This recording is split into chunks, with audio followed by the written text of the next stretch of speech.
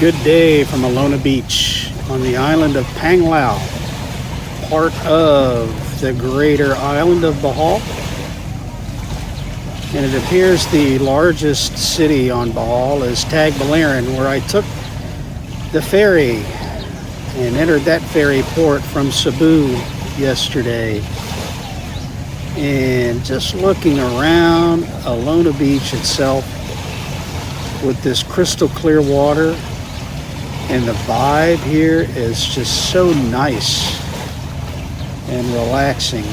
I would say this is the first day of my vacation where I've had a combination of my circadian rhythm being back where it should be, back in sync, and I'm also close to 100% relaxation from the grind of life back in America. And this little guy is part of the contingent of dogs that guard the coast here on Alona Beach. He dug himself a hole in the nice cool sand under a nice shady coconut tree. And he's enjoying his life right where he is. But I'm curious, if an American moves abroad, and I have lived abroad before, especially to the Philippines, is he digging himself a hole by moving here? I have lived abroad. I lived in Dominican Republic for a couple of years, and I lived in Puerto Rico for a total of 5 years over the course of my life. And in neither case did I consider myself in the hole about anything. In the first case, I was stationed in Puerto Rico as part of the Coast Guard. The first time as a single man, where I enjoyed every day of my life there. That was the best time of my early adulthood, the best time of my life, being single and living in a tropical paradise with the guys around me struggling with their own whatever it was, not liking Puerto Rico or not liking being stationed there. The single guys there in Puerto Rico were glad to leave Puerto Rico when they left. And looking back on it, I was too. I was glad to leave there. There's only so much beer you can drink and so much rum you can drink, and you've got to let that go sometime. And I didn't want to let it go, but it was time to move on. I'd been stationed there for 18 months and I wanted to try something different. So I sent myself up with the help of a Coast Guard detailer to Sault Ste. Marie, Michigan, a complete opposite from Puerto Rico. Cold, ice, snow, misery, alcohol. Oh, it was horrible. And I couldn't wait to get out of there, and I did. And I went back to Puerto Rico and made a family. 2 of my daughters were born there, one at the Navy base and one at a local hospital in Puerto Rico. I was able to gain in Puerto Rico an early perspective on what it's like for an immigrant to leave their home country and go to some place where the culture is completely different. The mother of my children, my 4 grown children now, had never left her home before and traveled with me to Puerto Rico. And that was hard for her. And it was hard for me because I couldn't understand why she didn't like it. She was afraid to drive. She was afraid to move. Of course, a murder 2 blocks from the hotel where we were staying the first night we arrived in Puerto Rico didn't help things much. But that's the nature of the beast in a Caribbean island. Crime is different there. And all over the Caribbean, as a lot of my friends know. But we somehow survived through that 3 years and moved on back to America. It wasn't until I was at the end of my first long relationship and the end of a second long relationship that I realized I wanted to live overseas again. So I moved to Dominican Republic and entered my third relationship. And again, when I brought her to America, it was the same thing. Watching an immigrant from her home country struggle with American life. And I ponder the same thing for single men who move to the Philippines with the objective of maybe finding a girlfriend or a wife and bringing her back to America. There's a lot to think about if you decide to do that, or to bring any immigrant from their country to America. First of all, there's the visa process, which can be long. It can take months to almost 2 years to get a fiancé visa or a CR1 visa, a marriage visa, if you married in that foreign country, to bring your wife back. There's a thing called a Stokes interview, which is very detailed. The questions that are asked during that interview are very personal and specific to your relationship. You need to know how to navigate through that. There are high incidences of fraud.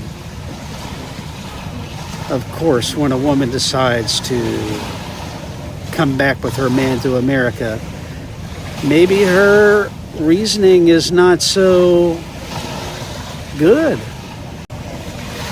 But I think in most cases, that's not the case. The women love their men and want to try to do the right thing. But what happens when they get to America is that the isolation is overwhelming. Because in some cases, the wife doesn't know how to drive. They've got to learn that. Maybe they don't have the education that's required to have a successful life in America. They've got to work on that. Maybe they don't know the concept of work. You know, a lot of women don't work in foreign countries. And it's up to the man to be the 100% provider. So that brings us here to the whole. Can you afford it?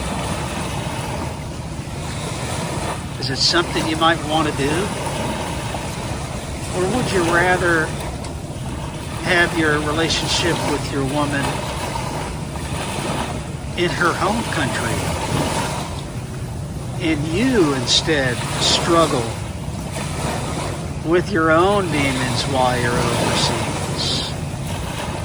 You have the money, if you have the money to be a good provider, then consider doing it in the country in which you live. Those two American men I met last night were probably alcoholics. One of them told me he sold everything he had to move to the Philippines, and he has no intention of going back. He does have a house in Florida that he put his son in. And I guess if things go bad here, he has a place to go, but he's talking about selling that too.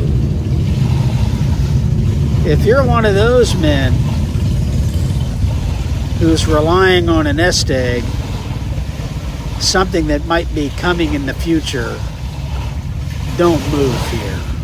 Don't move overseas. Stay home. Don't lose everything here. But if you can't afford it, then why not move? But then also consider the emotions of the friends and family that you're leaving behind. After all, we all have to live our own life. I'm living my own life. Yeah, we all leave a trail behind us. Sometimes our legacy is not what we want it to be. It's hard to change though, isn't it? Once you've done that. I know I've burned a lot of my bridges. So think of that when you're considering your move. Alona.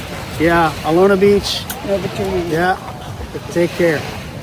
Take care. See you. What are you saying?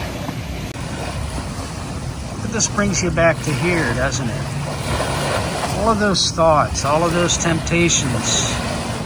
And then you sit on a shore like this and wonder if you could do it.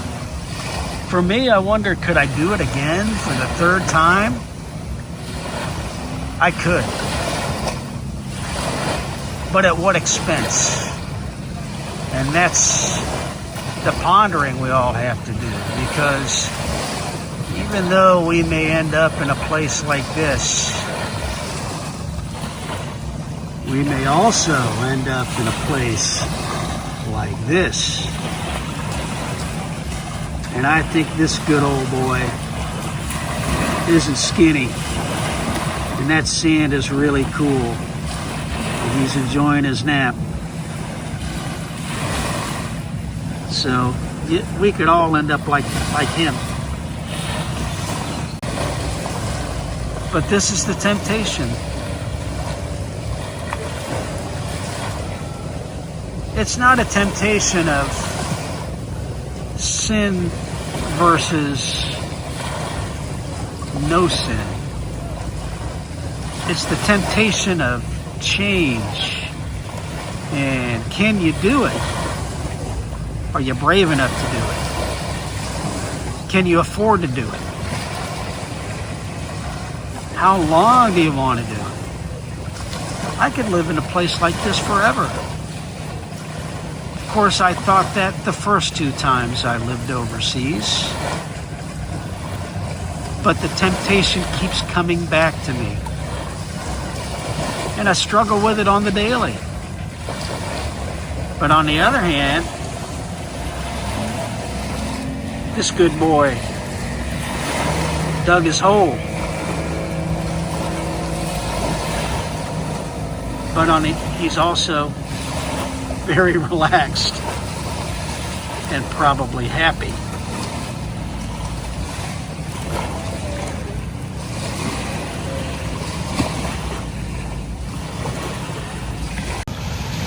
Or we could all end up with a beautiful life in the Philippines or in the Caribbean or anywhere else in the world that we decide to call home. Of course, if you're a married man, I'm not talking to you in this video, because you're with the woman you love and you have the family you love. And it means everything to stay together. So you should, and I know you will do that. But if you're single, you should really consider moving overseas if you can afford it. Change your life. Like I said before, fly to the end of the world. Turn right or left. And just let life happen. Thank you for walking around with me today. I hope you found it interesting. Like and subscribe if you like what you see. And if you don't like what you see, like and subscribe again. Take care.